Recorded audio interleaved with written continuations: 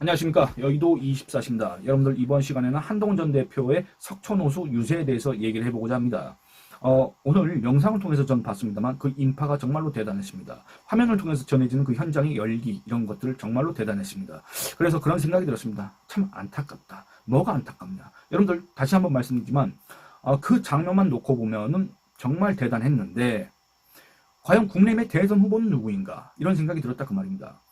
그 장면만 놓고 보면 국내의 대선 후보는 한동훈 전 대표가 아닌가 이렇게 착각하시는 분들이 혹시 계실 수도 있을 것 같다 이런 생각이 들었고, 그 한편으로는 김문수 후보의 지금 현재 상황, 김문수 후보가 대선 후보로 선출되고 난 뒤에 또는 김문수 후보가 대선 후보로 등록한 뒤에 지금까지 여러분들 정말로 뭐라고 해야 될까, 사실상 허송세월했다, 시간을 허비했다 이런 생각이 들었고, 그 시간 동안에 그 기간 동안에 과연 김문수 후보는 저렇게 인파를 모은 적이 있었나, 과연 김문수 후보는 어떤 그 지지자들의 그런 정말 열성적인 지지를 받고 있느냐, 과연 김문수 후보는 여론을 주도하고 있느냐, 과연 김문수 후보는 자기의 당선을 위해서 정말로 제대로 된 선거 운동을 하고 있느냐, 과연 김문수 후보와 친윤 패족들이 모여있는 그 선대위는 이재명의 낙선을 위해서 이재명이가 당선되지 못하게 하는 그런 선거 운동을 정말로 효과적으로 효율적으로 지금 진행하고 있느냐, 이런 점들을 생각해 봤을 때 좋은 점수를 주기가 어렵다.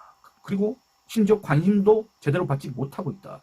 여러분들 아무리 상대적으로 저 더불어민주당 이재명 당보다 의석이 적다고 하지만 여러분들 어쨌든 100석이 넘는 그 정당입니다. 그리고 얼마 전까지 집권 여당이었습니다. 양대 정당 중에 한 곳입니다. 근데 그 정당의 대선 후보가 여러분들 그와 같은 어떤 관심을 받고 있습니까? 그와 같은 어떤 여론 주도권을 갖고 있습니까? 그와 같은 어떤 이 민심의 주목을 받고 있느냐 그 말입니다. 그렇지 않지 않습니까? 그렇기 때문에 정말로 안타깝다 그런 생각이 들었습니다. 그런데 그 와중에 정말로 뭐랄까, 이 제대로 된 선거 운동을 하게 될까, 효과적인 선거 운동을 하게 될까, 그게 바로 한동훈 전 대표의 이 지원 유세다 이런 생각이 들었습니다.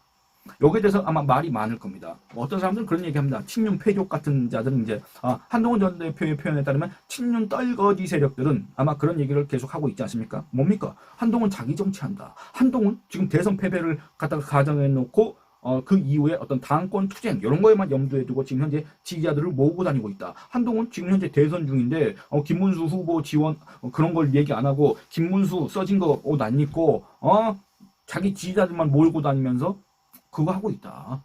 이렇게 여론의 관심을 분산시키고 있다. 이런 소리를 하고 있지 않습니까? 저는 그야말로 어처구니 없는 소리다. 이런 얘기를 하고 싶습니다. 여러분들 한동훈 전 대표든 그 누구든 간에 자기 지지자들한테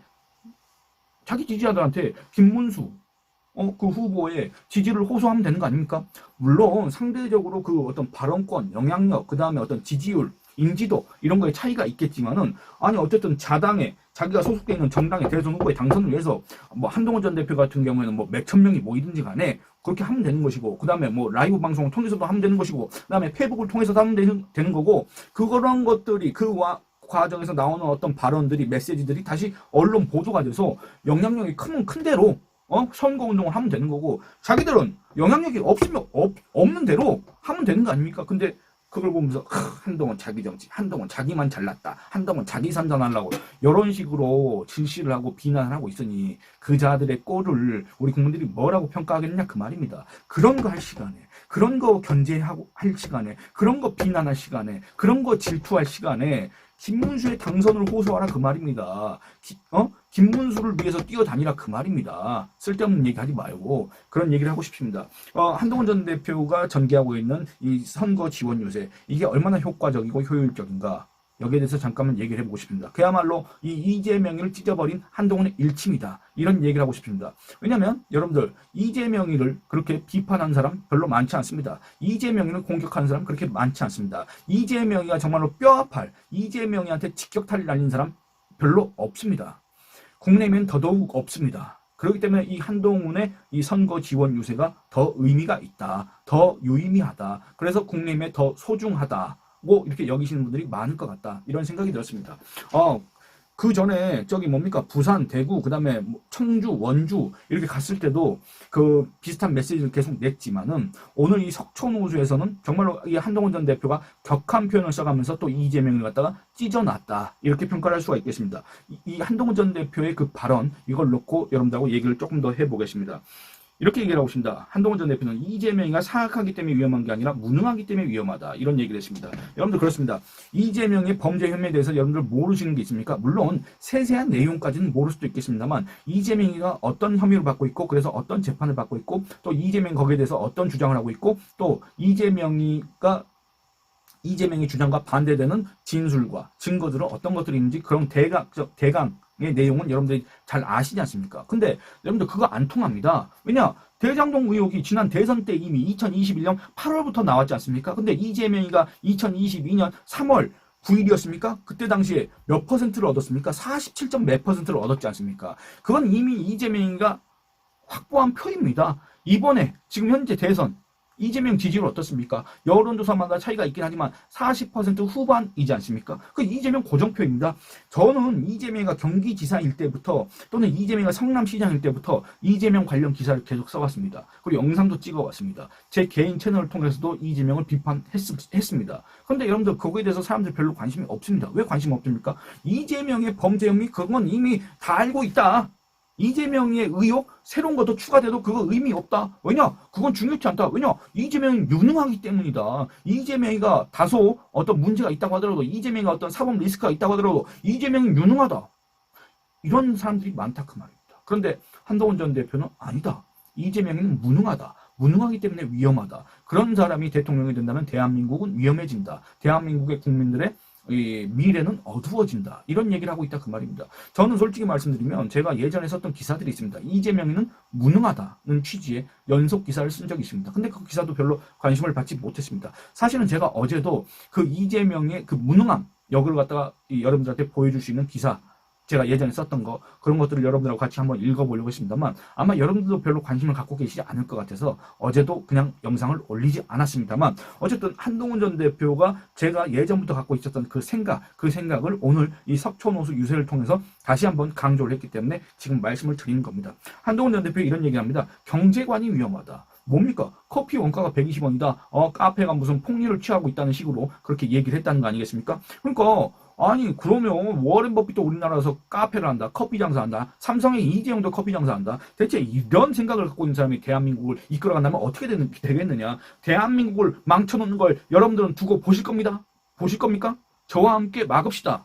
라고 한동훈 전 대표가 호소를 했습니다. 지금 현재 제 영상을 보시는 분들도 마찬가지고 한동훈 전 대표를 지지했던 분들도 마찬가지고 아마 많은 분들께서 이 투표 포기하겠다. 김문수 찍는 투표 안 하겠다. 이런 생각을 갖고 계신 분들이 많이 계실 겁니다. 제 영상 댓글도 그런 내용으로 쓰신 분들이 있는데 어쨌든 간에 이 한동훈 전 대표 같은 경우에는 대한민국을 망쳐놓는 그래서 정말로 위험한 이재명을 막기 위해서는 그냥 두고 보겠느냐. 한동훈과 같이 막자는 지금 호소를 하고 있다 그 말입니다. 또 하나 이재명의 호텔 경제학 여러분들 많이 들으셨지 않습니까? 그리고 또 어떤 내용인지 아시지 않습니까? 근데 이재명이가 여기에 대해서 어떤 얘기했습니까? 이 케인즈의 승수 효과 이런 것들을 갖다가 운운했지 않습니까? 여러분들 근데 다시 한번 말씀드리지만 제가 그거에 대해서 영상을 통해서 지적을 했습니다만 다시 한번 말씀드리지만 여러분들 케인즈의 재정 이론과 그러니까 인위적으로 수요를 창출하기 위해서 정부가 재정 지출을 확대하고 그걸 통해서 수요를 늘려서 이 경기를 갖다가 화랑으로 유도를 한다. 이 경기 침체에서 벗어난다. 그러니까 루즈벨트가 했던 어떤 뉴딜 정책 이런 것들이 있지 않습니까? 이런 거다라고 얘기를 하는데 여러분들 아닙니다. 케인즈의 재정 이론과 이재명이가 얘기한 호텔 경제학은 그냥 아예 관계가 없습니다. 근데 이걸 갖다 억지로 갖다 붙이면서 케인즈 이렇게 운운하고 있는데 그리고 또 두 번째는 이 케인즈의 재정 이론은 1970년대에 이미 논파됐습니다. 구시대의 유물이다 그 얘기입니다. 1970년대에 어떤 일이 있었습니까? 여러분들 아까 재정 이론이라는 게 정부가 재정 지출을 확대해가지고 시장의 총수요를 늘려서 소비를 촉진시킨다. 이거였지 않습니까? 근데 1970년대에 어떤 일이 있었습니까? 수요는 줄는데 그러니까 소비는 감소하는데 그래서 경기는 침체 상황인데 물가는 상승합니다.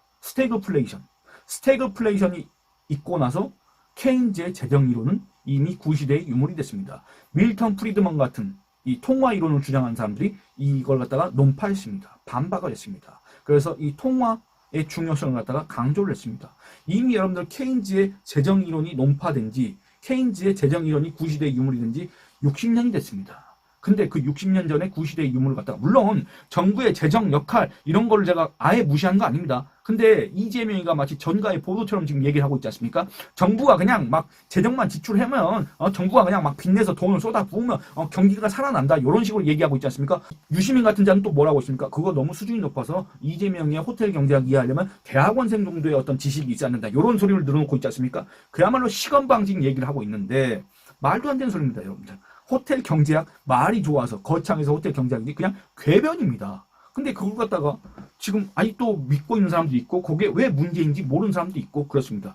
시간이 많이 지났지만은 잠깐만 말씀드리면, 여러분들 지역화폐 있지 않습니까? 이재명이가 얘기하는 지역화폐, 지역화폐도 마찬가지인 게, 그 호텔 경제학, 그게 원래는 또 이재명이가 지역화폐를 갖다가 선전하려고 해놓은 거 아니겠습니까? 근데 그 지역화폐가, 저도 지역화폐 있습니다.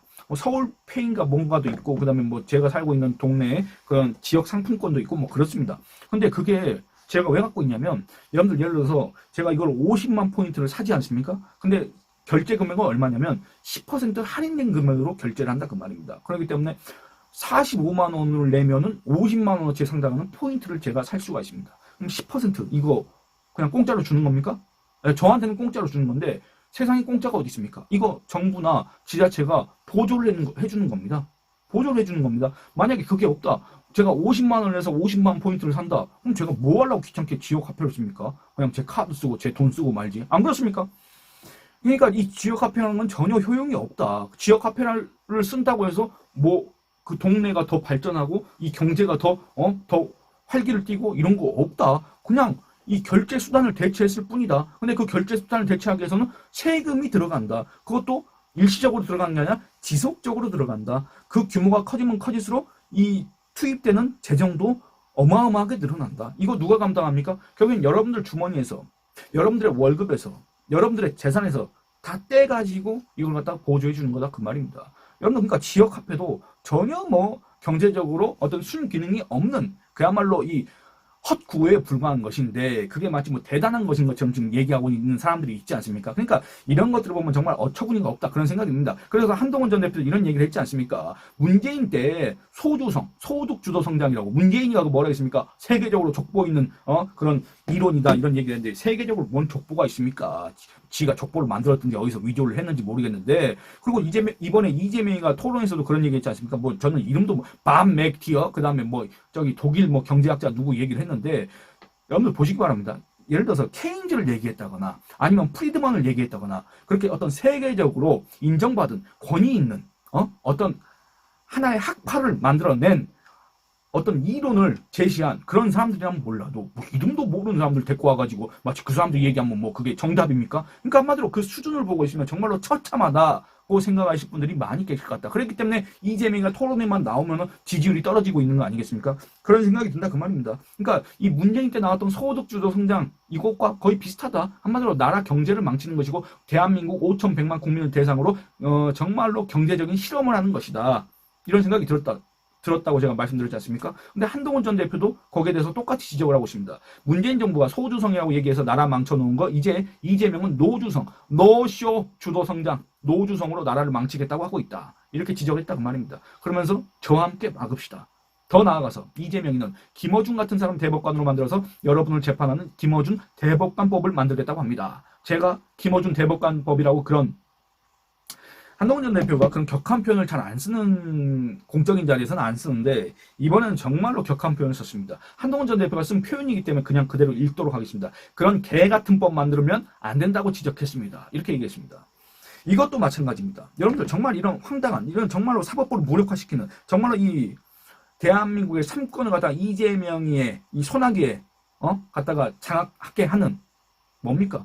김어준 대법관법. 누가 지적한 겁니까? 누가 명명한 겁니까? 바로 한동훈 전 대표가 명명한 겁니다. 그런데 이 정말로 이재명이가 대한민국의 총통이 되는 걸 걱정하는, 이재명이가 정말로 대한민국의 독재자 되는 걸 염려하는 국민의힘 친윤 패족 잔당 친윤 떨거지 세력들은 여기에 대해서 어떤 유효한, 어떤 적절한 비판을 했습니까? 여러분들 저 이재명이가 그거 내가 자중하라고 했다라고 한 이유가 뭐겠습니까? 바로 이 한동훈 전 대표가 김어준 대법관법이라고 딱 이렇게 일침을 날렸기 때문에 이게 논란이 됐기 때문에 이 이재명이가 거기에 대해서 징직 거리를 두는 척 지금 하고 있는 거 아니겠습니까? 그겁니다. 그러니까 아무리 저기에서 무슨 한동훈 자기 정치 뭐 어쩌고 저쩌고 김문수 지원 안 해줘 뭐 이런 얘기를 해도 결국에는 이재명이를 궁지로 모으는 것은 이재명을 찍는 사람은 이재명의 낙선을 위해서 가장 열심히 활동하고 가장 효과적으로 활동하는 사람은 결국에는 한동훈이라는 사람이다. 근데 왜 아직까지도 그걸 인정을 못하느냐 이런 얘기를 하고 싶다 그 말입니다.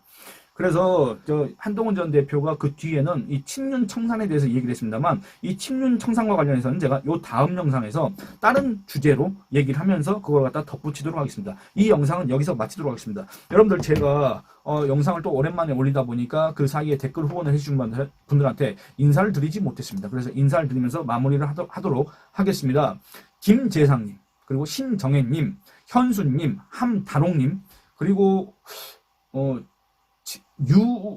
유재선님인지 유재수님인지 영문으로 써 있어서 제가 정확히는 잘 모르겠습니다. 어쨌든 유재선님 이렇게 5분께서 댓글 후원을 해주셨습니다. 예, 감사합니다. 여러분들 좋아요 많이 눌러주시고 의견 많이 남겨주시고 영상 시청과 채널 구독을 권유해 주시길 부탁드리겠습니다. 감사합니다.